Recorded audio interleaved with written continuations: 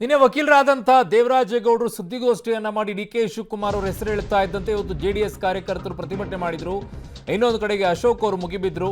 Pen drive ಪ್ರಕರಣದಲ್ಲಿ charge sheet CM Siddaramaiah DCM DK. Shivakumar ವಿರುದ್ಧ ಆರೋಪಗಳ ಸುರಿಮಳೆ ಈಗ ಹೆಚ್ಚಾಗ್ತಾ ಇದೆ. ಇತ್ತ ವಿಶ್ರಾಂತಿಗಾಗಿ ಬೆಂಗಳೂರು ಬಿಟ್ಟು ತೆರಳುತ್ತಾ ಇದ್ದಾರೆ ಸಿಎಂ ಮತ್ತು ಡಿಸಿಎಂ. ಎಸ್ಐಟಿ ತನಿಖೆಯಲ್ಲಿ ಹಸ್ತಕ್ಷೇಪ ಇಲ್ಲ ಅಂತ ಸಿಎಂ ಸ್ಪಷ್ಟನೆಯನ್ನ ಕೊಟ್ಟಿದ್ದಾರೆ. 3 ದಿನ ಊಟಿಯಲ್ಲಿ ವಿಶ್ರಾಂತಿಯನ್ನ ಪಡೆಯಲಿದ್ದಾರೆ ಮುಖ್ಯಮಂತ್ರಿಗಳು. ಊಟಿಗೆ ಹೋಗ್ತಾ ಇದ್ದಾರೆ.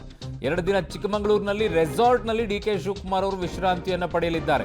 ಇಷ್ಟೆಲ್ಲ ಬೆಳವಣಿಗೆ ನಡುವೆಯೂ ಕೂಡ ಡೋಂಟ್ ಕೇರ್ ಅಂತ ಸಿಎಂ ಡಿಸಿಎಂ ವಿಶ್ರಾಂತಿಗಾಗಿ ಒಬ್ರು 3 ದಿನ ಊಟಿಗೆ, ಇಬ್ಬರು ಚಿಕ್ಕಮಗಳೂರಿನ ರೆಸಾರ್ಟ್ಗೆ, ಡಿಸಿಎಂ ಚಿಕ್ಕಮಗಳೂರಿಗೆ, ಮುಖ್ಯಮಂತ್ರಿಗಳು ಊಟಿಗೆ ತೆರಳುತ್ತಾ ಇದ್ದಾರೆ. ಸೊ ಸ್ವಲ್ಪ ರೆಸ್ಟ್ ಮಾಡಿ ಬರೋಣ ಅಂತ ಹೇಳಿ ವಿಶ್ರಾಂತಿಗೋಸ್ಕರ ತೆರಳುತ್ತಾ ಇದ್ದಾರೆ. ನನ್ನ ಸಹೋದ್ಯೋಗಿ ಪೊಲಿಟಿಕಲ್ ಬ್ಯೂರೋ ಹೆಡ್ ಆಗಿರುವಂಥ ರವೀಶ್ ನನ್ನೊಂದಿಗೆ ಸಂಪರ್ಕಕ್ಕೆ ಸಿಗ್ತಾ ಇದ್ದಾರೆ. ರವೀಶ್, ರಾಜ್ಯದಲ್ಲಿ ಇಷ್ಟೆಲ್ಲ ಅಲ್ಲೋಲ ಕಲ್ಲೋಲ ಆಗ್ತಾ ಇದೆ, ಕಾಂಗ್ರೆಸ್ ಮೇಲೆ ನೇರವಾಗಿ ಆರೋಪಗಳು ಬರ್ತಾ ಇದೆ, ಸಿಎಂ ಡಿಸಿಎಂ ಅವರ ಹಸ್ತಕ್ಷೇಪ ಇದರಲ್ಲಿ ಇದೆ ಅಂತ ನೇರವಾದಂಥ ಆರೋಪಗಳನ್ನ ಮಾಡಿದ್ದಾರೆ. ಇಷ್ಟೆಲ್ಲ ಇದ್ದಾಗಲೂ ಕೂಡ ತುಂಬಾ ರಿಲ್ಯಾಕ್ಸ್ ಮೂಡಲ್ಲಿ ಮುಖ್ಯಮಂತ್ರಿಗಳು ಉಪಮುಖ್ಯಮಂತ್ರಿಗಳು ಈಗ ವಿಶ್ರಾಂತಿಗೆ ಹೋಗ್ತಾ ಇದ್ದಾರಲ್ಲ, ಏನ್ ಲೆಕ್ಕಾಚಾರ ಅಂತ? ಅರುಣ್, ಇದು ಎಲ್ಲೋ ಒಂದು ಕಡೆ ಪ್ರೀಫಿಕ್ಸ್ ಆಗಿರ್ತಕ್ಕಂಥದ್ದು.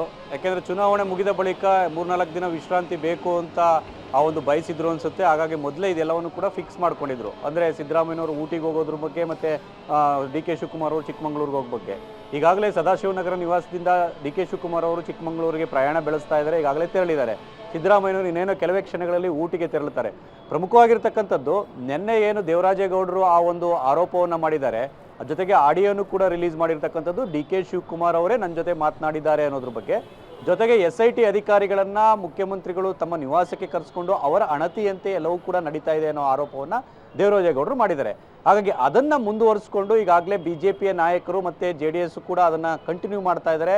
ಸರ್ಕಾರದ ವಿರುದ್ಧ ಮುಗಿಬಿದ್ದಿದ್ದಾರೆ. ಅಂದರೆ ಪ್ರಜ್ವಲ್ ರೇವಣ್ಣ ವಿಚಾರವಾಗಿ ಯಾರೊಬ್ಬರು ಕೂಡ ಸಮರ್ಥನೆ ಮಾಡ್ಕೊಳ್ತಾ ಇಲ್ಲ, ಅದು ವಿಚಾರ ಬೇರೆ. ಆದರೆ ರೇವಣ್ಣ ಅವರ ಕಿಡ್ನಾಪ್ ಪ್ರಕರಣ ವಿಚಾರದಲ್ಲಿ ಅವರನ್ನು ಅರೆಸ್ಟ್ ಮಾಡಿದ್ದು ಬಗ್ಗೆ ಒಂದು ರೀತಿಯಲ್ಲಿ ಸಂಶಯವನ್ನು ಕೂಡ ವ್ಯಕ್ತಪಡಿಸ್ತಾ ಇರ್ತಕ್ಕಂಥದ್ದು. ಜೊತೆಗೆ ರಾಜಕೀಯ ಬೆರೆಸ್ತಾ ಇದ್ದಾರೆ ಅಂತ ಕೂಡ ಈಗಾಗಲೇ ಬಿಜೆಪಿ ಮತ್ತು JDS ಕೂಡ ಮುಗಿಬಿದ್ದಿದೆ. ಇನ್ನೇನೋ ಕೆಲವೇ ಕ್ಷಣಗಳಲ್ಲಿ ಕುಮಾರಸ್ವಾಮಿ ಅವರು ಕೂಡ ಆ ಬಗ್ಗೆ ಸವಿವರವಾಗಿ ಮಾತನಾಡ್ತಾರೆ. ಈಗಾಗಲೇ ಅಶೋಕ್ ಕೂಡ ಮಾತನಾಡಿದಂಥ ವಿಚಾರ ಸಂದರ್ಭದಲ್ಲಿ ಎಲ್ಲವೊಂದು ಕಡೆ ಹೈಕಮಾಂಡ್ ಏನು ಹೇಳುತ್ತೆ ಅದರ ಪ್ರಕಾರ ನಾವು ಕೂಡ ಹೋರಾಟವನ್ನು ಮಾಡ್ತೇವೆ ಅನ್ನೋ ಮಾತುಗಳನ್ನು ಕೂಡ ಹೇಳಿದ್ದಾರೆ. ಅವರು ಕೂಡ SIT ಬಗ್ಗೆ ಅನುಮಾನವನ್ನು ಕೂಡ ವ್ಯಕ್ತಪಡಿಸಿದ್ದಾರೆ. ಮತ್ತು ಒಂದು ರೀತಿಯಲ್ಲಿ ಕವಡೆ ಕಾಸಿನ ಕಿಮ್ಮತ್ತಿಲ್ಲ, ಬೆಲೆ ಇಲ್ಲ SITಗೆ ಅನ್ನೋ ಆರೋಪವನ್ನು ಕೂಡ ಅಶೋಕ್ ಅವರು ಮಾಡಿರ್ತಕ್ಕಂಥದ್ದು. ಹಾಗಾಗಿ ಇವತ್ತಿನಿಂದಲೇ ಕೂಡ ಒಂದು ರೀತಿಯಲ್ಲಿ ರಾಜಕೀಯ ಆರೋಪ ಪ್ರತ್ಯಾರೋಪ ದೊಡ್ಡ ಮಟ್ಟಕ್ಕೆ ಇರುವಂಥ ಚಾನ್ಸಸ್ ಜಾಸ್ತಿ ಇರುತ್ತೆ. ಆದರೆ ಇದೆಲ್ಲವೂ ಕೂಡ ಒಂದು ರೀತಿಯಲ್ಲಿ ಸರಿ ಹೋಗ್ಬೋದೇನೋ ಅಥವಾ ನೋಡ್ಕೊಳ್ಳೋಣ, ಈ ರೀತಿ ರಾಜಕಾರಣದಲ್ಲಿ ಇದ್ದೇ ಇರುತ್ತೆ ಅನ್ನೋ ಭಾವನೆನೋ ಏನೋ ಗೊತ್ತಿಲ್ಲ. ಹಾಗಾಗಿ ಇದಕ್ಕೆ CM ಮತ್ತು DCM ಅವರು ಕೂಡ ತಲೆ ಕೆಡಿಸ್ಕೊಂಡಿಲ್ಲ. ಹಾಗಾಗಿ ಪ್ರವಾಸವನ್ನು ಕಂಟಿನ್ಯೂ ಮಾಡಿದ್ದಾರೆ. ಹಾಗಾಗಿ 2-3 ದಿನಗಳ ಬಳಿಕ ಎಲ್ಲೋ ಒಂದು ಕಡೆ ಕರ್ನಾಟಕ ರಾಜ್ಯ ರಾಜಕಾರಣದಲ್ಲಿ ಈ ಒಂದು ಪೆನ್ಡ್ರೈವ್ ವಿಚಾರ ಮತ್ತು ಅರೆಸ್ಟ್ ವಿಚಾರ, SIT ವಿಚಾರ ಏನಿದೆ ಇದು ಮತ್ತಷ್ಟು ತಾರಕಕ್ಕೆ ಇರುವಂಥ ಚಾನ್ಸಸ್ ಕೂಡ ಜಾಸ್ತಿ ಇರುತ್ತೆ. ಈಗಾಗಲೇ ಪ್ರಧಾನಿ ನರೇಂದ್ರ ಮೋದಿ ಅವರು ಕೂಡ ಈ ವಿಚಾರದಲ್ಲಿ ಮೌನ ಮುರಿದಿದ್ದಾರೆ. ಹಾಗಾಗಿ BJPಯ ಸ್ಟ್ಯಾಂಡ್ ಕರ್ನಾಟಕದಲ್ಲಿ ಯಾವ ರೀತಿ ಇರುತ್ತೆ, ಯಾವ ರೀತಿ ಹೋರಾಟ ಮಾಡುತ್ತೆ ಅನ್ನೋದು ಕೂಡ ಕಾದು ನೋಡಬೇಕಾಗುತ್ತೆ. ಇದೇ ವಿಚಾರದಲ್ಲಿ ಪೆನ್ಡ್ರೈವ್ ವಿಚಾರದಲ್ಲಿ ಮತ್ತು ಈ ಅರೆಸ್ಟ್ ವಿಚಾರದಲ್ಲೂ ಕೂಡ ಮೈತ್ರಿಯಾಗಿ ಹೋರಾಟ ನಡೆಯುತ್ತೆ ಏನೋ ಕೂಡ ಕಾದು ನೋಡಬೇಕು ಅವರು. ಓಕೆ ರವೀಶ್, ನಿಮ್ಮೆಲ್ಲ ಮಾಹಿತಿಗೆ ಧನ್ಯವಾದಗಳು.